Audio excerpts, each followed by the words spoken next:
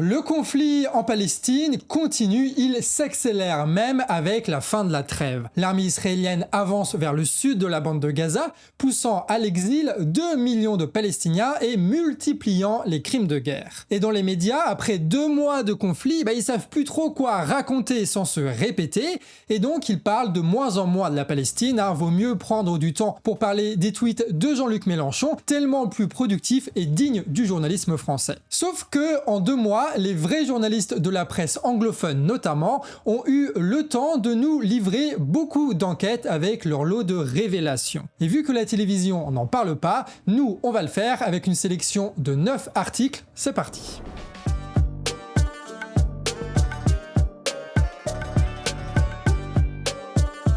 Et on commence avec une confirmation. Le 24 novembre 2023, l'excellent Financial Times rappelle que les services de renseignement israéliens étaient au courant que le Hamas préparait une attaque quelques semaines avant le 7 octobre. Ce sont les sentinelles à la frontière qui, en analysant les vidéosurveillances, ont vu des membres du Hamas s'entraîner à faire sauter des barrières, à simuler des prises d'otages et à se préparer pour l'assaut de kibbutz. Pour eux, l'attaque était imminente, ils avaient réussi même à identifier un commandant militaire haut gradé du Hamas. Et face à ces rapports, le haut gradé du renseignement a juste répondu « c'est un scénario imaginaire » et n'a pris aucune mesure malgré les preuves. Les hauts gradés ignoraient régulièrement les informations qu'on leur remontait, persuadés que le Hamas n'oserait pas lancer un conflit direct contre l'armée israélienne. Alors est-ce que les hauts gradés ont tout de même transmis l'information à l'état-major et au gouvernement israélien ?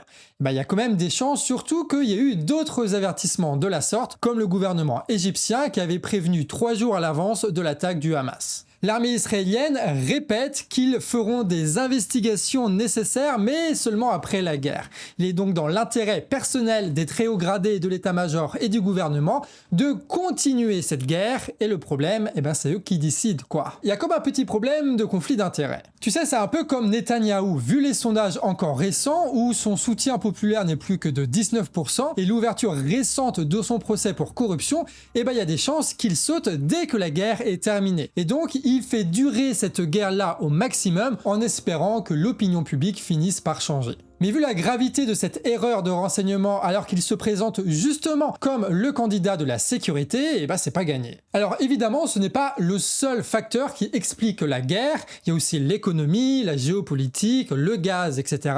Mais les raisons politiques intérieures doivent quand même être prises en compte dans l'équation. On passe au second sujet. 4 jours après l'attaque du 7 octobre, un article de Haaretz, le journal d'investigation israélien, avait fait sensation. Netanyahou a régulièrement pris position en faveur du financement de Hamas pour séparer politiquement Gaza de la Cisjordanie afin d'éviter les négociations délicates d'un État palestinien. Et le 10 décembre, c'est un autre article du New York Times cette fois qui confirme cette théorie. Il parle des milliards de dollars envoyés par le gouvernement qatari au Hamas depuis 10 ans, un financement encouragé par Netanyahou et même reconfirmé récemment en septembre dernier, et ça malgré les rapports de renseignement qu'on vient juste de voir. Le New York Times précise que des renseignements israéliens ont escorté des gradés qataris à Gaza pour distribuer des billets, faisant le détour chez quelques familles palestiniennes corrompues sélectionnées par l'État israélien. De l'argent qui était en réalité incontrôlable. L'article détaille d'autres affaires où l'État israélien a couvert une affaire de blanchiment d'argent du Hamas contre un accord économique avec l'État chinois, ou encore l'État israélien qui dépêche des diplomates états-uniens pour empêcher le blocus du Qatar envisagé par l'administration états-unienne justement à cause du financement du Hamas. Il y avait donc un équilibre avec l'État israélien d'un côté qui maintient les territoires palestiniens dans un sous-développement et de l'autre côté le Hamas avec l'argent du Qatar qui devenait donc hégémonique dans la bande de Gaza et pouvait la gouverner seul. Un statu quo qui permettait à Netanyahou de laisser pourrir la situation sans avoir besoin de négocier un État palestinien. Certains collaborateurs de Netanyahou parlent même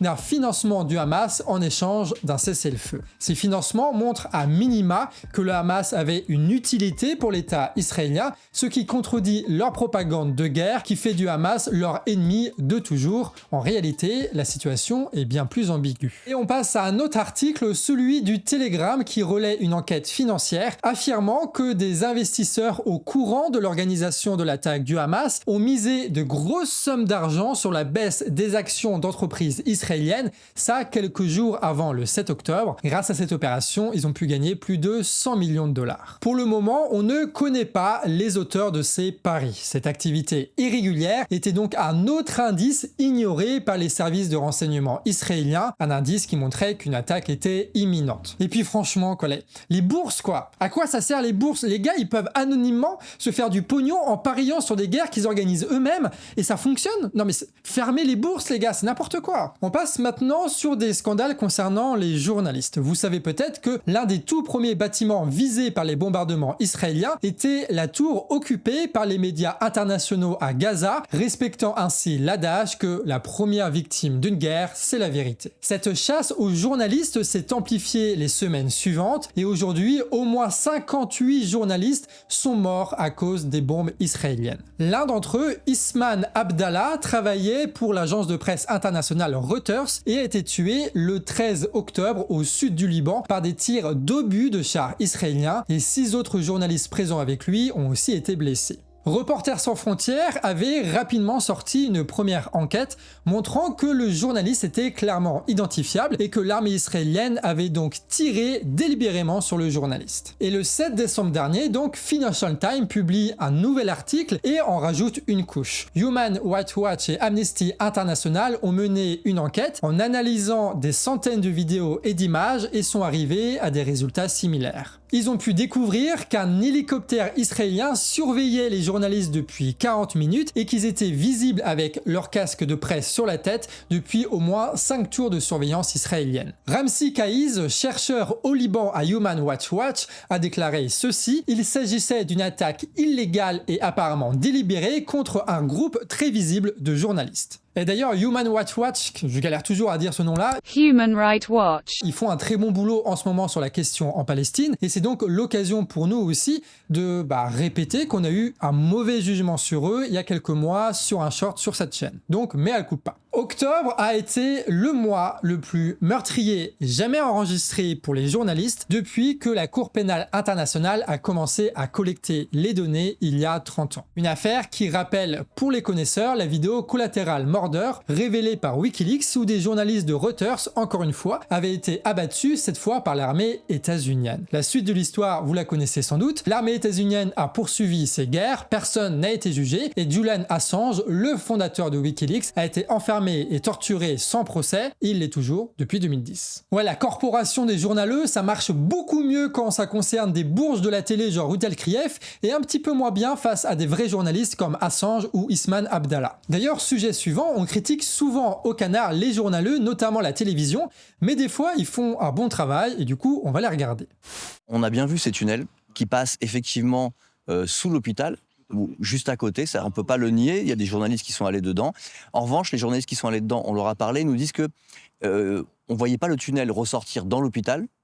Et deuxième chose, ça ne ressemblait pas à un centre de commandement. Est-ce que vous êtes toujours persuadé que c'était un centre de commandement, ces tunnels? On n'est pas persuadé, on le sait. Qu'est-ce qui vous fait dire ça? Je vous dis, il y a deux choses. D'abord, on était présents, on l'a vu. Et puis, on a des centaines de terroristes du Hamas, des Nourba qui sont chez nous et qui parlent et qui donnent le renseignement le plus précis. Et on a tout. Votre question nous dérange. Bizarre, il dit que des choses qu'on peut pas vérifier, c'est fou ça quand même, hein. Concernant l'hôpital Al-Shafi, celui-ci était le plus grand de Gaza, il a été bombardé, cerné puis investi par l'armée israélienne qui a évacué ceux qui y trouvaient refuge, y compris les blessés. Beaucoup d'images assez horribles de blessés ont circulé qu'on peut pas vous montrer ici, la faute à la censure. Un crime de guerre justifié par de belles images en 3D à l'époque disant qu'il y avait un réseau de tunnels qui serait le QG du Hamas, sauf qu'une fois dedans, l'armée l'armée israélienne n'a rien découvert, si ce n'est ce tunnel construit par l'État israélien lui-même lorsqu'il occupait la bande de Gaza. La technique est alors très simple pour l'État israélien, c'est toujours la même, justifier un crime par un mensonge et une fois que ce crime est terminé, passer à un autre crime et à un autre mensonge qui fera une autre polémique. Et vu que les journaleux à la télévision reviennent rarement sur les anciennes polémiques, ils suivent le rythme imposé par la propagande de guerre israélienne, de sorte qu'on est agité en permanence sans que nous soyons réellement informés. Et d'ailleurs, il y a une autre histoire qui ressemble pas mal, ce sont ces images d'otages palestiniens quasi nus à genoux et menottés par l'armée israélienne. Des images qui ont quand même posé pas mal de questions, et quand on pose la question à l'armée israélienne, ils répondent ceci, et c'est pas une connerie. Showing dozens of men, some bound and blindfold, stripped to their underwear, and we believe now at least some of that filmed by IDF members. What was the purpose of the exercise that was going on at that point in that part of Gaza? First of all, remember it's the Middle East and it's warmer here, and especially during the day when it's sunny, it's to be asked to take off your shirt. It might not be pleasant, but it's not the end of the world. Putain, mais vraiment, leur propagande, c'est de pire en pire, quoi. Dans un article, la BBC est aussi circonspect par rapport à cette opération de communication. L'armée israélienne affirme que ce seraient des terroristes qui se seraient rendus d'eux-mêmes. Ils ont ensuite été déshabillés et pris en image pour humilier un petit peu plus les Palestiniens. Sauf que quand on regarde un petit peu la presse, on se rend compte que rien n'affirme que ces gens-là soient en réalité des terroristes. Il y a un article de New Arab, un journal basé à Londres, qui affirme que l'un des hommes présents sur une photo est Dia Al-Khalout, un de leurs journalistes qui est depuis enfermé dans une prison israélienne inconnue avec plusieurs membres de sa famille. Et d'autres témoignages ont montré qu'il y avait des mineurs ou encore des proches d'un membre de l'ONU qui ont ensuite été libérés lorsque ce membre-là a fait un petit peu scandale. Et c'est normal. Tu as aussi des témoignages relayés cette fois par France 24 d'un journaliste sur place qui parle de l'armée israélienne qui est allée faire du porte-à-porte en ramassant les civils, les forçant à les suivre,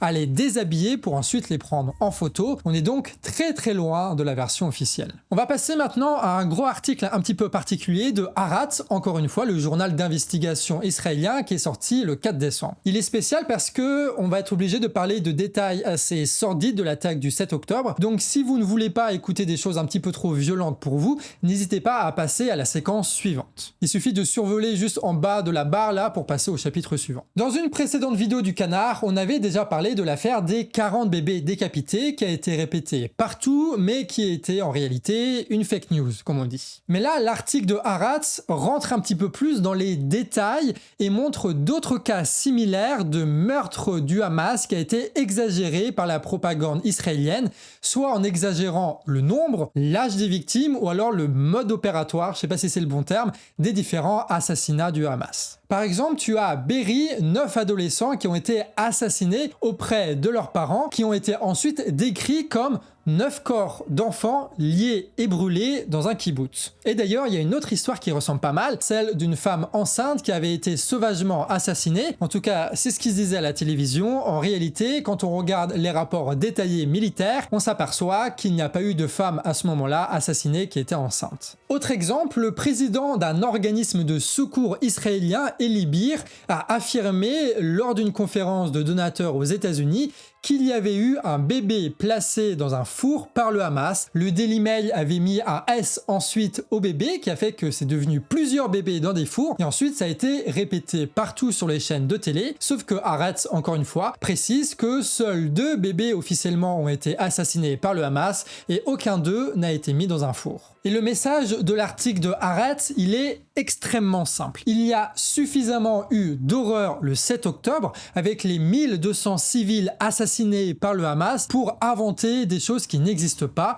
Or, la machine de la propagande israélienne a pris le dessus sur l'exactitude des faits. Et le problème là-dedans, c'est que des histoires fausses ont circulé pour justifier les crimes atroces de l'armée israélienne contre les Palestiniens. Ce qui a eu 2 conséquences. La première, c'est le nombre de morts qui aujourd'hui avoisine à minima les 20 000 en Palestine. Et deuxièmement, ceux qui nient les massacres du Hamas ont maintenant du pain béni pour leur discours. Cette propagande mensongère de l'État israélien ne sert donc les intérêts de personne, ni des Palestiniens, ni des Israéliens, ni des Juifs partout dans le monde. Seule la propagande de guerre est ravie d'avoir de nouveaux éléments de langage horribles à répéter partout sur les plateaux de télé pour faire taire les oppositions. On passe maintenant au scandale d'Al-Mawazi que nous explique la BBC. Donc pour rappel, tu as l'armée israélienne qui pousse les 2 millions d'habitants palestiniens de l'enclave à se déplacer vers le sud pour ensuite les faire fuir en Égypte. L'armée israélienne a alors désigné à 15 reprises une zone sûre pour les Palestiniens qui ne sera pas bombardée, et ça avec une carte à l'appui. Cette zone, c'est Al-Mawazi. Des éléments de langage qu'on retrouve ensuite sur les plateaux télé. Problème, la BBC remarque que cette zone ne fait que 8,5 km², soit plus petit que l'aéroport de Londres. Dans cette zone, il n'y a que quelques bâtiments, un bout de désert et des terres agricoles. L'une des déplacées, Rim, affirme à la BBC que l'eau arrive un jour et pas les 10 suivants. Même chose pour l'électricité. Il n'y a pas d'internet, il y a le bruit de bombardement en permanence, tu as très peu de nourriture, tu as des épidémies de varicelle, d'infections de poux et certains ont même été obligés d'acheter une tente $300. Et pour rajouter un peu de stress à tout ça, il arrive régulièrement que l'armée israélienne change le lieu de sûreté sur la carte, ce qui fait que certaines personnes qui sont à Al-Mawazi deviennent temporairement de possibles cibles pour les bombardements israéliens. Les ONG sur place dénoncent une situation qui est intenable. Conclusion, il n'y a aucune zone sûre en Palestine, quoi qu'en dise la propagande. Et on termine avec un chiffre. Starbucks, qui soutient la colonisation israélienne en Cisjordanie, a été la cible d'un mouvement de boycott dans le monde et ses actions en bourse ont perdu 12 milliards de valorisation. Les heureux propriétaires d'actions Starbucks ont donc perdu de l'argent. Et c'est la plus grande dévalorisation boursière pour la marque depuis son introduction en bourse en 1992. Comme quoi, le boycott, ça fonctionne pour faire perdre du fric à des entreprises à la con. Après, ça remplace pas tout, mais au moins c'est bien de voir que nos actions ont un petit peu des conséquences quand même. On passe à la conclusion en se posant une question: que déduire de tout ça?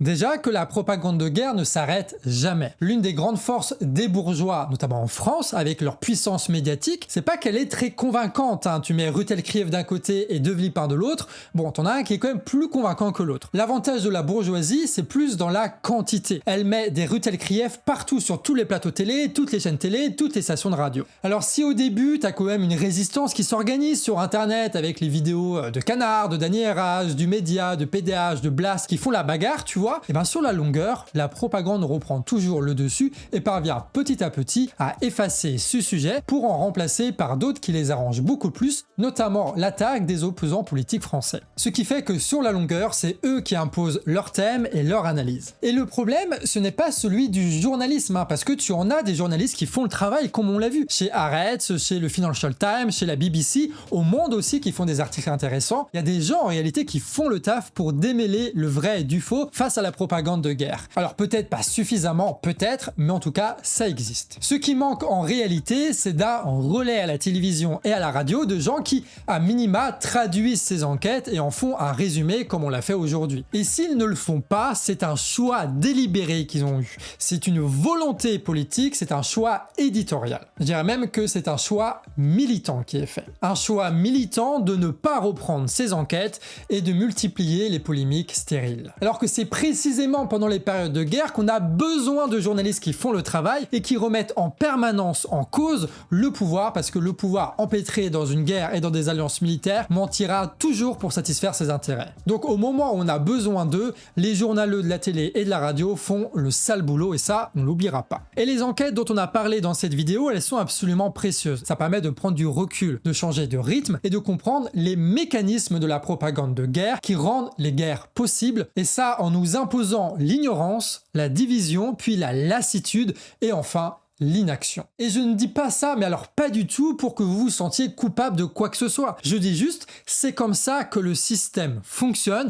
et c'est comme ça qu'il nous influence, malgré le fait qu'on s'est bien battu. Il faut qu'à minima, la guerre en Palestine devienne pour nous une leçon qu'on n'oublie jamais sur le fonctionnement de la propagande de guerre, car ces leçons-là, on va très vite en avoir besoin, puisque les guerres vont continuer dans les années à venir. Il faut qu'on soit tous capables de résister aux propagandes de guerre à l'avenir, sinon on va tous foncer tout droit dans un mur. Et pour ça, il est indispensable d'analyser ces propagandes et c'est ce qu'on a essayé de faire dans cette vidéo. Donc bravo aux journalistes qui ont enquêté, à bas les journaleux qui monopolisent la parole pour des polémiques stupides et à bas l'impérialisme et tous ces sous-fifres qui organisent chaque jour les guerres. Cette vidéo, elle a été montée par Kouro, une de nos monteuses, au sein de notre association, Le Canard Réfractaire, où on travaille tous les jours en toute indépendance grâce aux dons de ceux qui regardent les vidéos. Donc si tu as aimé cette vidéo, si tu trouves notre travail utile, eh ben tu peux nous aider à nous développer avec un petit don régulier sur Tipeee. Et si c'est pas possible, un commentaire et un partage, c'est très utile aussi. Pour avoir d'autres analyses, notamment économiques ou géopolitiques sur la guerre en Palestine, rendez-vous sur notre chaîne Le Canard Réfractaire.